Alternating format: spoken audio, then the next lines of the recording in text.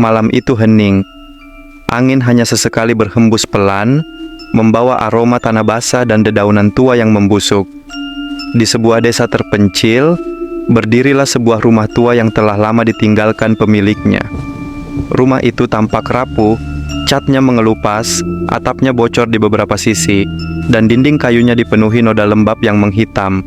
Namun, bukan penampilan rumah itu yang membuat orang enggan mendekat, melainkan keberadaan sebuah sumur tua di belakang rumah tersebut. Sumur itu selalu ditutup rapat dengan papan kayu dan batu besar di atasnya, seolah-olah ada sesuatu yang sengaja ingin dikurung di dalam. Warga desa sudah terbiasa dengan bisik-bisik tentang rumah itu. Mereka menyebutnya sebagai rumah sumur kutukan. Beberapa orang bersumpah pernah mendengar suara-suara lirik dari arah belakang rumah, terutama ketika malam tiba. Suara itu terdengar seperti rintihan pelan, kadang menyerupai tangisan seorang wanita, kadang pula seperti suara anak kecil yang sedang memanggil ibunya. Tidak ada yang berani mendekat untuk memastikan, sebab mereka percaya suara itu adalah jeritan arwah yang terjebak di dalam sumur. Orang-orang tua di desa sering memperingatkan anak-anak mereka dengan kalimat yang sama setiap kali lewat di depan rumah itu.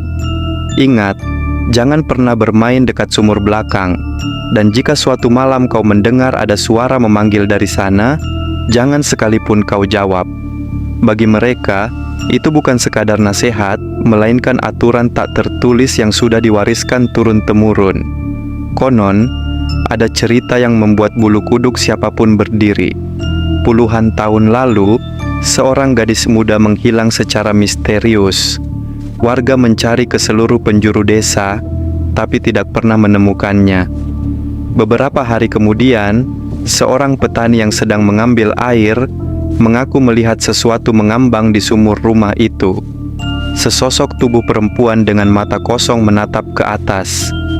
Namun ketika orang-orang datang untuk memastikan, sumur itu sudah kembali tenang, tanpa tanda apapun. Sejak saat itu, sumur tersebut dianggap terkutuk. Malam demi malam berlalu, dan rumah itu semakin jarang dihuni. Setiap kali ada orang luar yang mencoba tinggal di sana, tak pernah ada yang betah lebih dari seminggu. Mereka selalu pergi dengan wajah pucat, tanpa mau bercerita apa yang mereka alami. Hanya satu hal yang sama mereka lakukan. Sebelum pergi, mereka memastikan sumur belakang kembali tertutup rapat. Di desa itu, kabar tentang rumah sumur kutukan menjadi legenda yang menakutkan. Anak-anak yang bandel sering diperingatkan dengan cerita itu. Kalau kau tak mau tidur, nanti arwah sumur akan memanggil namamu. Meski sebagian hanya menganggapnya dongeng untuk menakut-nakuti, tetap saja tidak ada yang berani menantang kebenarannya. Dan pada suatu malam yang lebih sunyi dari biasanya, rumah itu kembali mendapat penghuni baru. Seorang pemuda merantau datang mencari tempat tinggal murah. Ia tidak tahu apapun tentang kisah lama rumah itu. Baginya, semua cerita tentang kutukan hanyalah takhayul belaka. Ia hanya melihat rumah tua dengan halaman luas dan harga sewa yang terjangkau. Ia tidak tahu bahwa di balik papan penutup sumur ada sesuatu yang telah lama menunggu untuk didengar.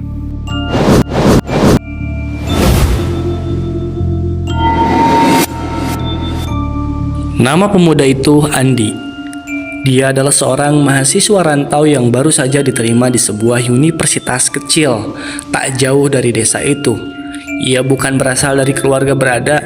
Biaya kuliah yang tinggi sudah menjadi beban, apalagi jika harus ditambah dengan biaya kos di kota. Itulah sebabnya ia menerima tawaran sewa rumah tua di desa tersebut. Harganya hanya separuh dari rumah biasa, bahkan sudah termasuk listrik dan air. Baginya, itu kesempatan langka. Ia tidak peduli dengan cerita-cerita aneh yang beredar. Baginya, hantu hanyalah dongeng, dan rasa takut hanyalah kelemahan orang-orang yang terlalu percaya kepada tahayul tersebut. Di hari pertama, ia datang. Langit-langit tampak mendung, angin kencang menggoyangkan pepohonan. Bambu di sepanjang jalan menuju rumah itu menimbulkan bunyi berderak yang seolah menyambut kedatangannya dengan nada suram. Andi menurunkan tas besar dari sepeda motornya, lalu menatap rumah tua itu untuk pertama kalinya. Dari luar, rumah tersebut memang tampak menyeramkan. Jendela-jendelanya berdebu, cat tembok terkelupas, dan halaman belakangnya dipenuhi rumput liar yang menjulang hampir setinggi pinggangnya. Meski begitu, ia hanya tersenyum miring. Cuma butuh sedikit bersih-bersih, gumamnya mencoba menutupi rasa canggung yang perlahan muncul di dadanya. Pemilik rumah, seseorang lelaki parubaya bernama Pak Surya, sudah menunggunya di teras. Tubuhnya kurus, kulitnya pucat, dan matanya selalu tampak gelisah, seolah ada sesuatu yang membebani pikirannya. Ia menyambut Andi dengan senyum tipis yang lebih terlihat seperti terpaksa. Setelah berbasa-basi sebentar, Pak Surya akhirnya menyerahkan kunci rumahnya. Tapi sebelum beranjak pergi, ia menatap Andi dengan penuh serius, seolah ingin memastikan pesannya benar-benar masuk ke kepala pemuda itu. "Dengar ya nak," ucap Pak Surya dengan nada rendah. "Ada satu aturan yang harus kau ingat. Jangan pernah ganggu sumur di belakang itu. Jangan dekati, jangan buka penutupnya, apalagi mencoba atau melihat ke dalam. Mengerti?" Andi mengernyit. Ia menahan tawa kecil yang hampir keluar. Baginya itu adalah sebuah hal yang konyol. Namun melihat sorot mata Pak Surya yang sungguh-sungguh, ia hanya mengangguk pelan-pelan. "Iya Pak, saya mengerti," jawabnya singkat. Dalam hati ia menambahkan, orang desa memang suka lebay soal hal-hal mistis. Setelah Pak Surya pergi, Andi mulai menjelajahi isi rumah. Di dalam, bau lembab langsung menusuk hidungnya. Dinding kayu dipenuhi noda hitam, dan beberapa sarang laba-laba menggantung di sudut ruangan. Lantai papan berderit setiap kali ia melangkah. Meski kondisi rumah itu buruk, Andi merasa ada potensi yang bisa ia perbaiki. Ia membayangkan dirinya membersihkan ruangan, menata meja belajar, dan mengubah tempat ini menjadi markas nyaman untuk menyelesaikan tugas kuliah. Ia berjalan ke dapur, lalu tanpa sadar menoleh ke jendela belakang. Dari sana, ia bisa melihat sedikit bagian halaman belakang. Di ujungnya berdiri sebuah sumur tua dengan penutup kayu besar di atasnya, dilapisi batu-batu agar tidak mudah terbuka. Rerumputan liar tumbuh mengelilinginya, membuat tempat itu tampak seperti lingkaran terlarang. Andi terdiam beberapa detik, menatap sumur itu dengan rasa ingin tahu yang samar. Namun ia segera mengalihkan pandangan. Sumur tua biasa, pikirnya. Ia kembali sibuk membereskan barang-barangnya. Malam pertama di rumah itu, tiba-tiba dengan cepat angin malam berhembus lebih dingin dari biasanya, membuat daun-daun bambu bergesekan. Dengan suara seperti bisikan panjang, Andi duduk di lantai kamarnya dengan laptop terbuka, mencoba menyelesaikan tugas kuliahnya. Lampu bohlam redup berkelip-kelip, sesekali meredup seperti hampir ingin padam. Ia tidak terlalu memikirkannya. Sinyal internet lemah, tapi cukup untuk menemaninya menonton video agar tidak merasa kesepian. Namun, semakin malam, suasana rumah itu terasa aneh. Keheningan begitu pekat, hanya sesekali terdengar suara tikus berlari di loteng. Andi mencoba mengabaikannya sampai tiba-tiba telinganya menangkap sesuatu suara samar dari luar. Dari arah belakang rumah, suara lirih nyaris tak terdengar, seperti gumaman seseorang.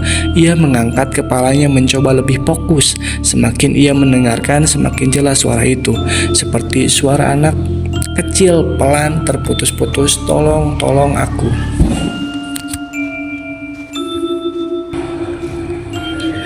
Andi terdiam.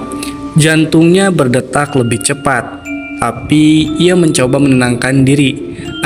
Mungkin suara tetangga atau anak kecil yang main. Ia berusaha berpikir logis, tapi jam di dinding sudah menunjukkan pukul 11 malam. Tidak mungkin ada anak kecil yang bermain di luar pada jam segelap itu. Rasa penasaran mulai menggelayuti pikirannya. Ia berjalan ke jendela dapur dan mengintip keluar halaman belakang. Gelap gulita, hanya diterangi cahaya bulan pucat yang menyelinap di antara ranting-ranting pohon. Matanya tertuju pada sumur di ujung halaman. Dari sanalah suara itu terdengar.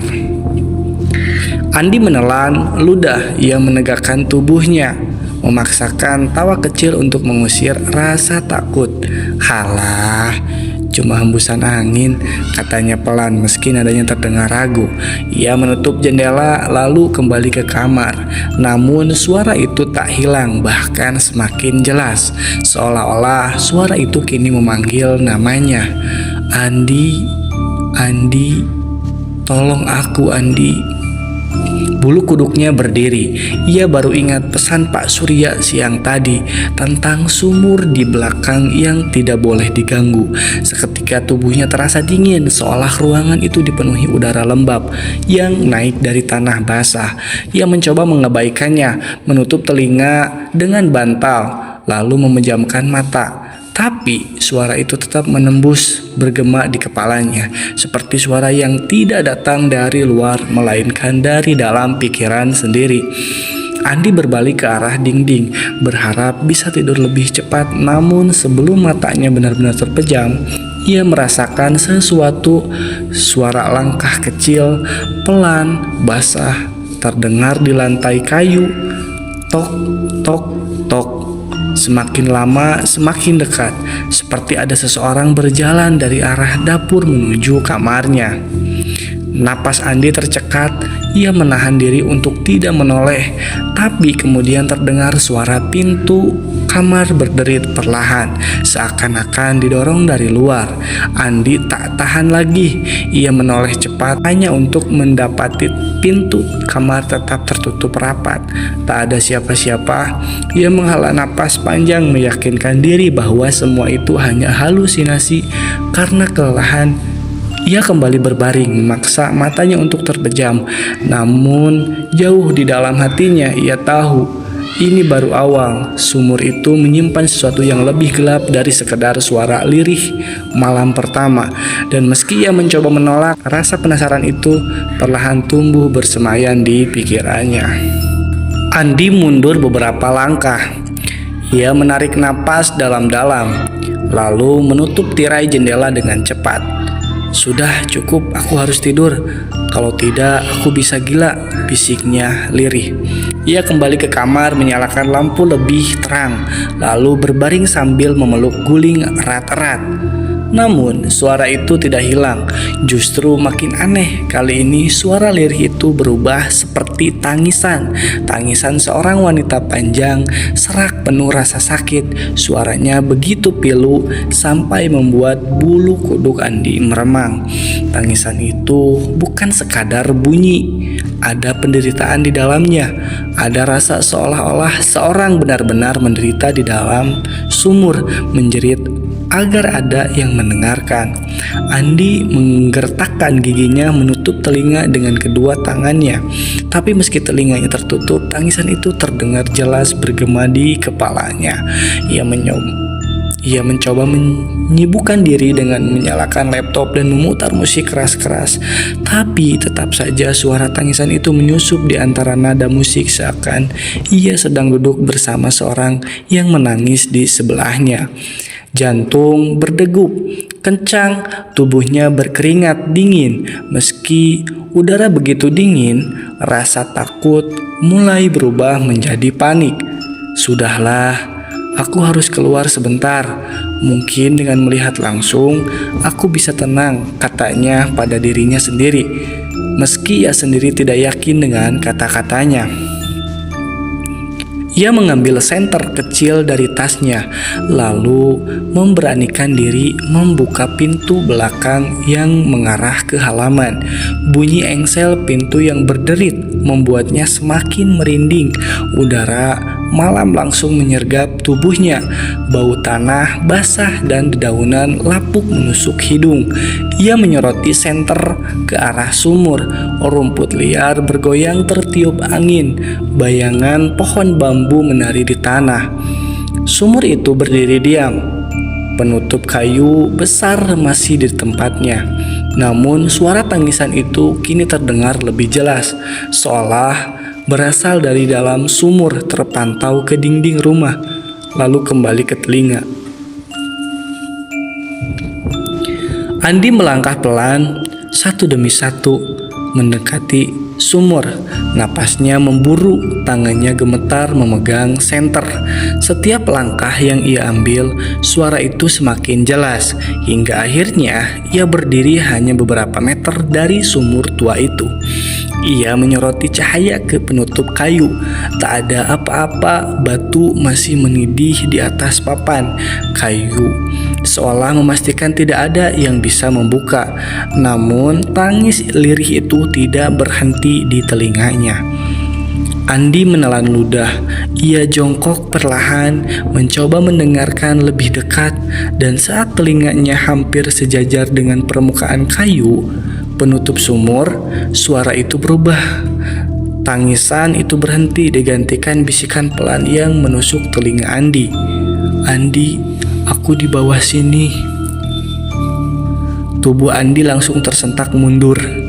Senter hampir terlepas dari tangannya. Ia mematung beberapa detik. Wajahnya pucat, basi. Bagaimana mungkin suara itu tahu namanya? Tidak ada seorang pun di desa ini yang ia kenal selain Pak Surya. Tidak mungkin ada orang lain yang menyebut namanya dari dalam sumur tua itu. Panik, Andi berlari kembali ke dalam rumah, menutup pintu belakang dengan keras. Ia terengah-engah mencoba mengatur napas. Ia menyalakan semua lampu rumah, bahkan televisi tua di ruangan tamu itu, hanya untuk membuat suasana tidak terlalu sunyi. Ia duduk di lantai dengan kepala tertunduk, keringat bercucuran di wajahnya. Namun yang membuatnya semakin ngeri, suara itu tidak hilang.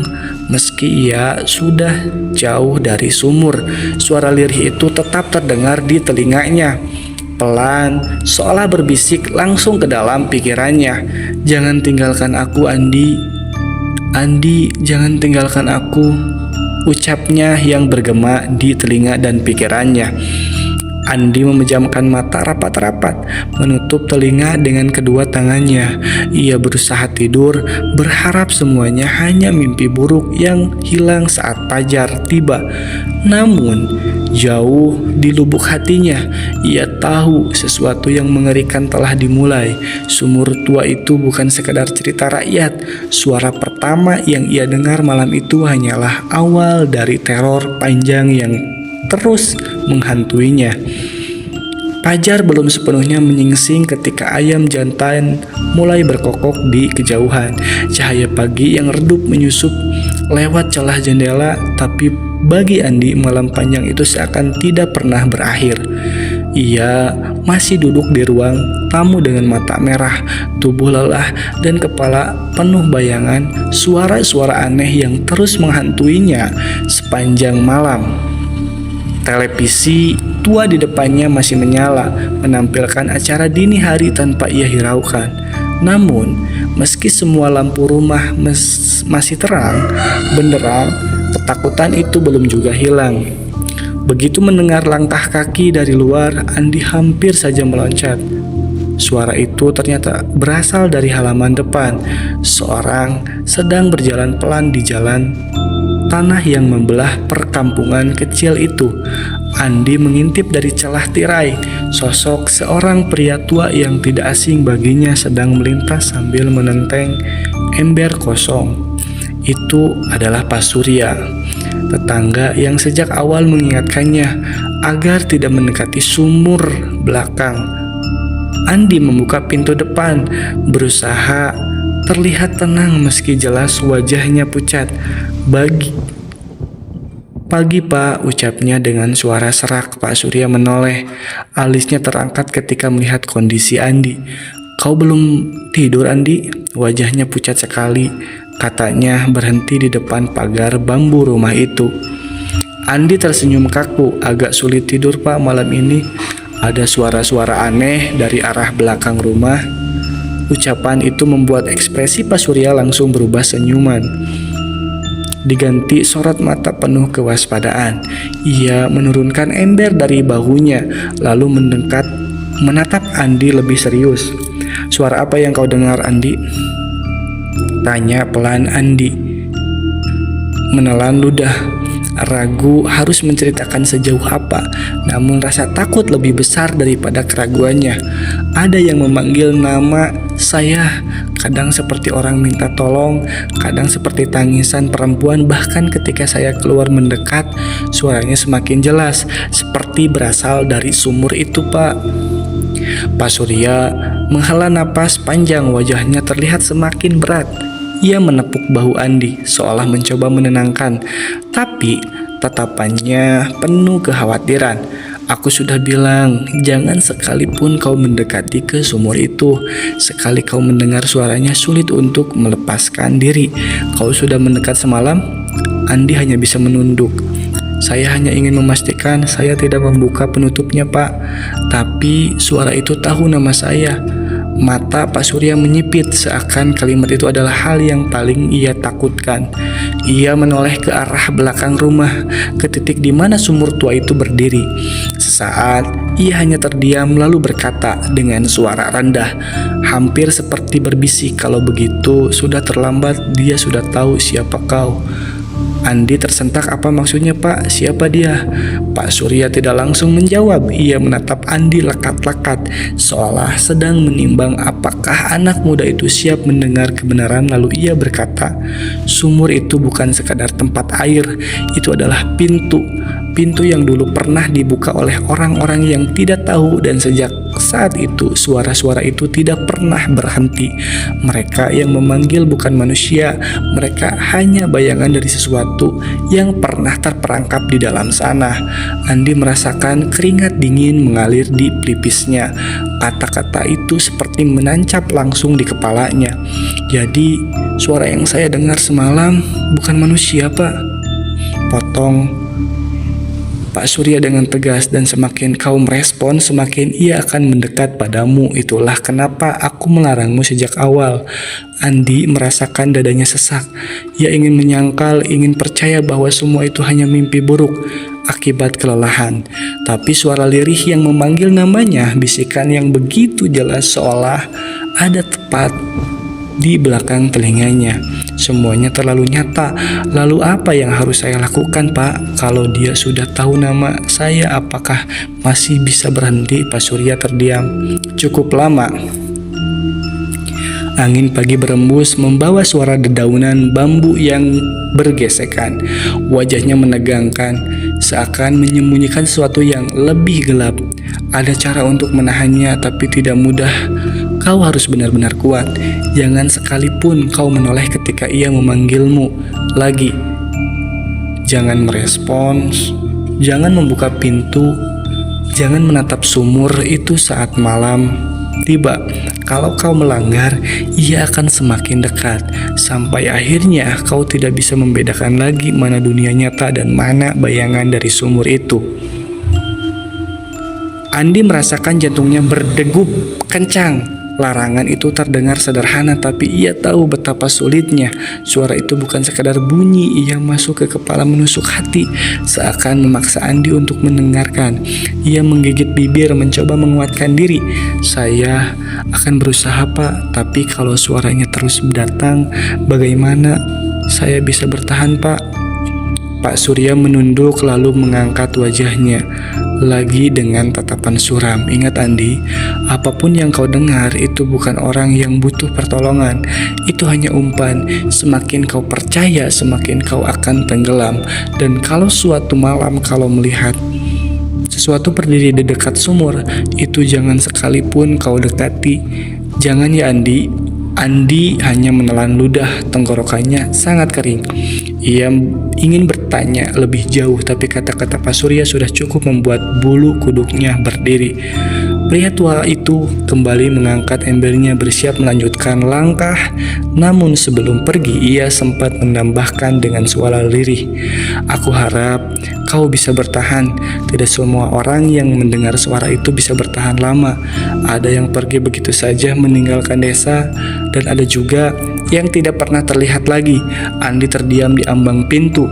Tubuhnya lemas, pagi itu terasa dingin, jauh lebih dingin dari biasanya. Kata-kata Pak Surya menggema di kepalanya, berulang-ulang membuat rasa takut semakin menebal. Ia menutup pintu perlahan, menatap ruangan kosong di sekitarnya. Meski hari sudah terang, suara lirih dari sumur semalam masih jelas terngiang di telinganya. Ia sadar ini baru permulaan, dan peringatan yang barusan ia terima hanya membuatnya semakin yakin apapun yang ada di balik sumur itu tidak akan berhenti begitu saja.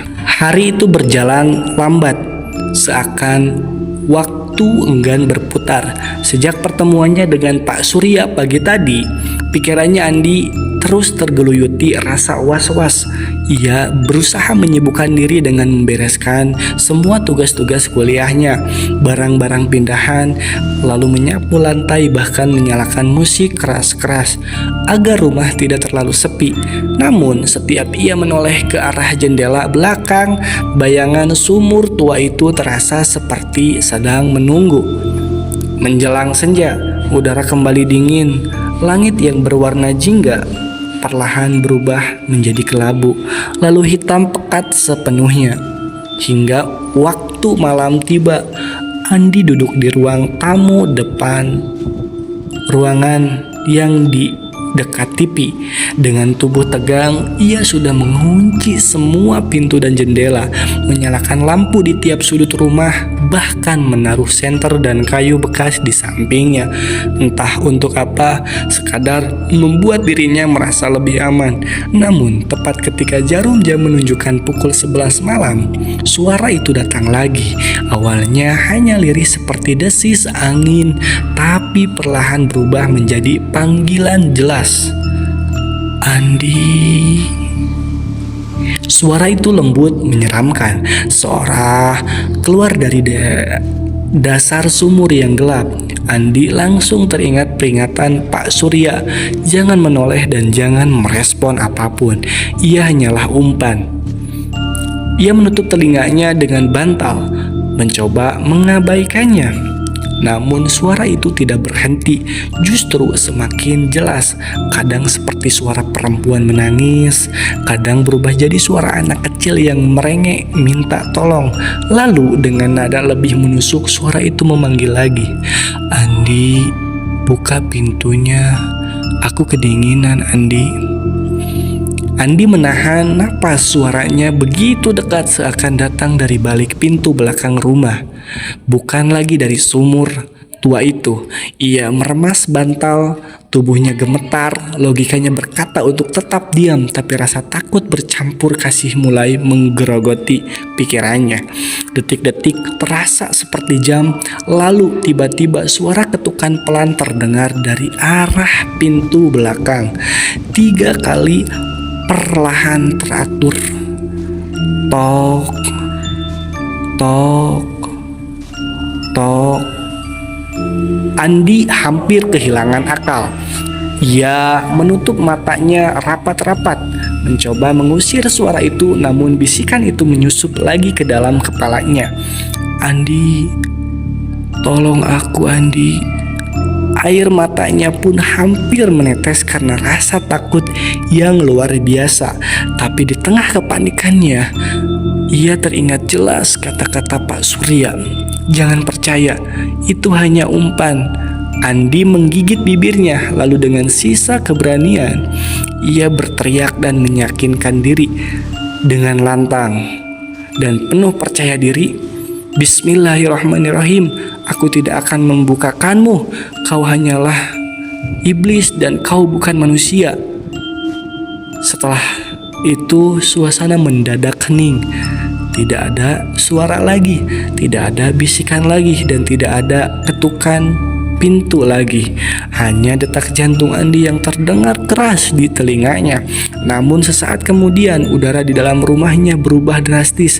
Angin dingin berhembus lewat celah-celah papan membuat lampu berkelip-kelip dari arah jendela. Bayangan panjang tampak bergerak seperti ada sosok berdiri di dekat sumur lalu mendekat. Andi memeluk dirinya sendiri menahan ketakutan. Tiba-tiba suara jeritan melengking menggema dari arah sumur. Suara wanita panjang menusuk penuh amarah. Jeritan itu begitu keras hingga kaca jendela bergetar. Andi menutup telinga, tubuhnya hampir roboh, tapi kali ini ia tidak lari. Ia berdiri di tengah ruangan menahan gemetar lalu berteriak kembali, "Pergi! Kau tidak punya tempat di sini. Kau bukan manusia. Kau iblis." Jeritan itu semakin panjang, lalu tiba-tiba berhenti. Lampu berhenti berkelip, angin dingin menghilang, dan hening. Hening yang begitu pekat sampai Andi bisa mendengar detak jam tua di dinding berdetak kembali dengan normal.